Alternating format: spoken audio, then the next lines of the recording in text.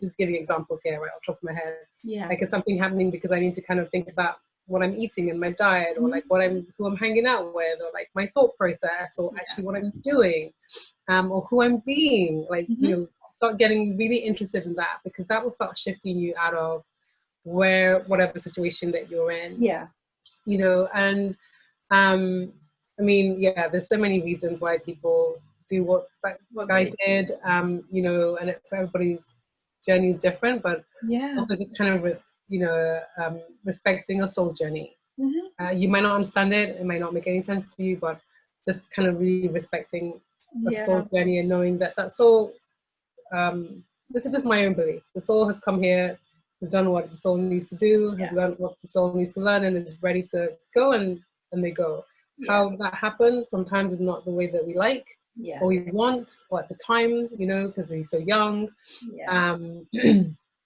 And I'm not saying don't feel or be sad. I'm just saying that as well as grieving, which is a very normal human experience, we won't need to grieve, is to also accept that everyone's soul journey is different, and it's going to end differently for everybody, and we start being okay with that. Thank you for your wisdom there, Gozi. You're welcome. Okay, so we are talking about what you do, you know, through Theta Healing.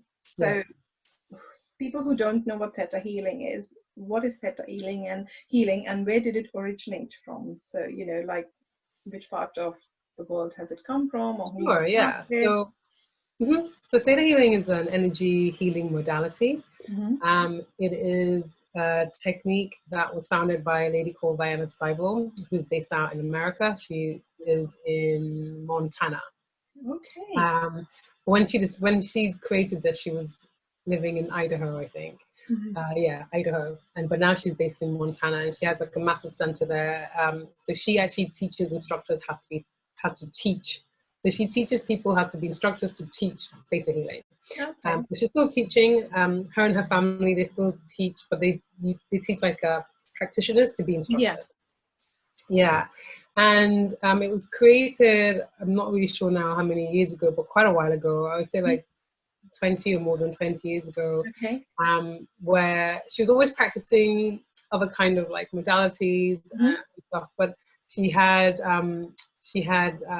cancer of the bone, and through meditation, she started kind of working on this technique and tapping into energy source and having conversations, and then was basically downloaded this modality from source energy. So Theta Healing is an energy healing modality. It's used through a meditation technique where the practitioner and the client will connect up using meditation to to creation energy, to source energy, God energy, universal energy, infinite intelligence energy.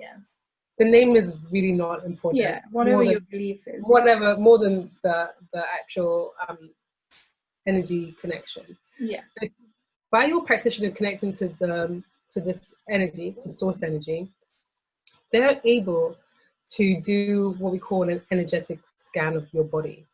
And before I go into that, one of the most important things that Theta healers, we make sure that we check in all the time, is like honoring everybody's free will. So even as a Theta healer, and being able to read people's energy, and being able to even do future readings, psychic readings on like their divine timings or their future times. I'll talk about that a bit later. I don't do that unless someone has given me their permission to say, yep, you can scan my body, yes, you can give me a reading, because there's a real respect of free will. So it really has to come from the client. Yes, we can do the healing. Yes, you can read my energy. Otherwise, we don't do it. So that's a good way to know if you're dealing with a good Theta healer or not. If you would choose to do this, right? They will, good practitioners will always ask for your permission. So through that connection with that energy, we're then able to energetically scan your body, your aura, your chakras, your organs. Yes, even your organs, from your brain to your spleen to your liver to your lungs, like everything. We can intuitively scan your organs. We can intuitively feel into what is going on in the body. And we do this by our different senses. So you've probably heard, most people have heard of like clairvoyance. This is a gift of seeing. So we have the clairvoyance, we have the clairaudience, which is the gift of hearing, clairsentient, which is the feeling, cognizance, which is knowing. So practitioners kind of tend to go into one of these different, will heal you differently depending on maybe which of their senses is like the most prominent, and also depending on which one is like the most prominent, and also depending on the person as well. So for me, depending on who I'm dealing with, I say dealing with, but who I'm working with, different parts of my senses like will show up. You know, for some people I can do a session and it's just like vision. For some people I do a session and it's like my sense, like my body, I'm feeling where the pain is, I'm feeling what's happening in their body. I'm like, oh my God, something happened to your right arm or something. Like, oh, yeah, I fell off a bike when I was 5. I'm like, yeah, I can feel like what happened, you know. So depending on the practitioner, so we'll use our senses to do the energetic scan, and through that we tap into. So when you connect up, you connect to your theta brainwave. And the theta brainwave is the closest brainwave or the access to the subconscious without you kind of like going into sleep where we can't have a conversation with you. So after the theta brainwave would be the delta, which is when we go to sleep, right?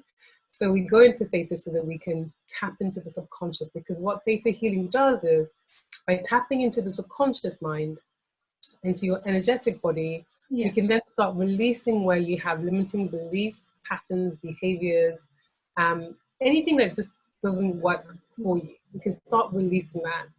And the job of the theta healer, the practitioner, is to witness the healing. And again, that witnessing of the healing comes through the different senses. You know, you might hear like, okay, we're done now. You might see it in the body. It might come in colors. You might just feel like, okay, it's released off my body. I can feel like it's released.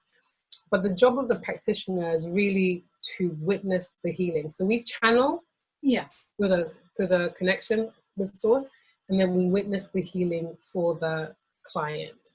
So that's how it works. And I'll bring in, you know, the fact that when I had the session with you, it was not just coming on board and, you know, literally starting. It was like having a few minutes of conversation, trying to find out what does the client want to get out of this session. And there is no rushing. It's like very gentle, very calm, very collective. And, you know, if it's going to take 20 minutes extra, in my case, I think we went over 25 to 30 minutes extra than the time we were, you know, going to. I just literally felt that, you know what, I was never rushed. We realized that we have gone overboard, but that is because we needed to. And you know, we needed the time. And I remember you seeking permission from me at every level. You know, we're going to run over. Would that be okay with you? Like, okay, I'm now going to connect to the source energy to find out and scan your body. Do I have your permission? You know, so what you're talking, I can just say that yes, I've had that session with Gozi, and it's absolutely, for me, it was very liberating because I'd never experienced something like this. Of course, I've done Reiki healing, angelic healing, and, you know, a couple of other types of healing, but for Theta healing, it just was never something I had even heard of until I remember when you had mentioned that this is what you're training in. So, you know, and the part when you say that, you know what, you tap into it, I remember you picking up points, you know, when you were doing the body scan and saying, okay, Rupi, this feels this, you know, this side of the body feels a little bit heavier than this side. So, you know, am I correct in that? You know, is there something going on? Yeah, you definitely want to be checking in with your clients, where they are, and see what's going on. And just to kind of point out on, you know, you're saying like we're having a conversation. So with using theta healing as a energy clearing modality, is that we do have conversations throughout. So, you know, a session might start with just a conversation to begin with, like, okay, so what area do you want to work on, like what's happening in your life, just kind of finding out what happened. And even when you go through the meditation, it's not like hypnosis in the sense when you're like sometimes in hypnosis, Yeah. you're put, you go to sleep, and then they make the suggestions into the subconscious mind. But with theta healing, when you're in the theta brainwave, you can still, exactly how we're speaking now with our eyes wide open. Yeah, you're fully You awake. can be connected to the theta brainwave. Yeah. And still have a conversation. Yeah. And then still do the energy clearing. So it's really, really important that that's happening. Mm-hmm.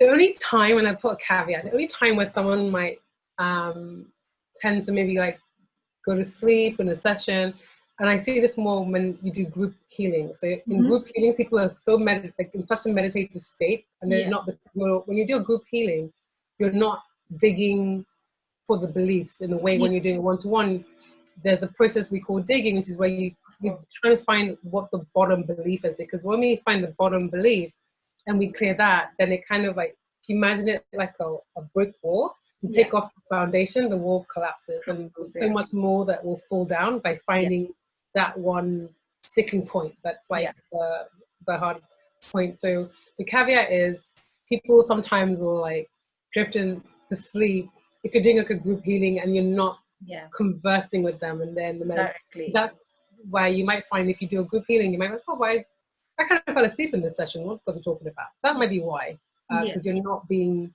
asked tons of questions. Where in a one-to-one session, you're being asked questions, you're doing muscle testing, so you're you're more personal and more deep. Completely get it. So my next question is, so if you wanted to become a practitioner, what's the time span we are looking at? Somebody, is interested and they want to become a Theta Healing practitioner, what's the timeline we're looking at? How long does it take? Sure. So I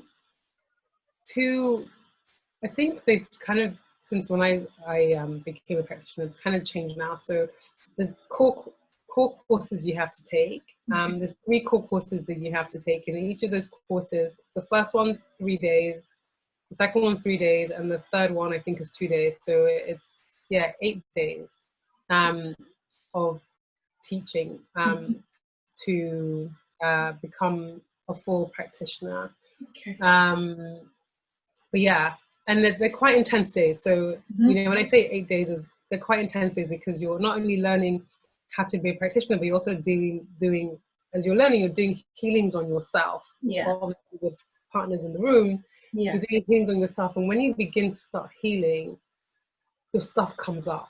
Like it just does. So it can be quite intense. So people are like, oh my gosh, I didn't know it was going to be this intense, but just kind of be prepared. So it's almost like shaking a jar of glitter, and then whatever comes up, you just leave it, to either settle, and if you don't need it anymore and doesn't work for you, then you just kind of say, okay, thank you very much, and go on. So it's so you do we call it the basic DNA course. There's a basic DNA course, that's the foundation, the very first one. Then there's the advanced DNA, and then there's a course called Dig Deeper, which the basic obviously is like the foundation. The advanced is like going deeper into the technique, going deeper into like your different senses, and like and also going deeper into what could get in the way of you being a really awesome practitioner. Believe it or not, that's actually the advanced course I think is a very special course, because it really begins for you to see